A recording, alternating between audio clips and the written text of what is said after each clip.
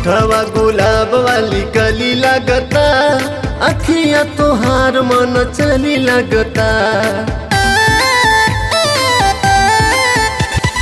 ओठवा गुलाब वाली कली लगता, अखिया तोहार मन चली लगता। दिल्ली वाली लड़की दिलदार खोजता, चढ़ली जवनिया भतार खोजता। दिल्ली वाली लड़की दिलदार खोजता, चढ़ली जवनिया भतार खोजता।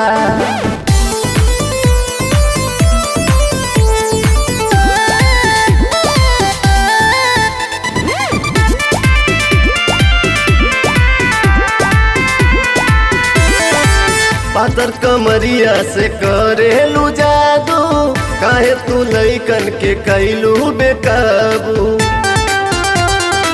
फूलल के सिया से महकता गजरा, नीली नीली अखिया में सोहाता कजरा। ओठवा गुलाब वाली कली लगता, अखिया तोहार मन चली लगता। दिल्ली वाली लड़की दिलदार खोजता, चढ़ली जवनिया भतार खोजता। दिल्ली वाली लड़की दिलदार खोजता, चढ़ली जवनिया भतार खोजता। ओठवा गुलाब वाली कली लगता, अखिया तोहार मन चली लगता।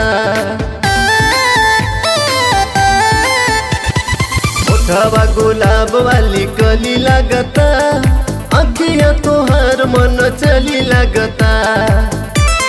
दिल्ली वाली लड़की दिलदार खोजता, चढ़ली जवनिया भतार खोजता। दिल्ली वाली लड़की दिलदार खोजता, चढ़ली जवनिया भतार खोजता।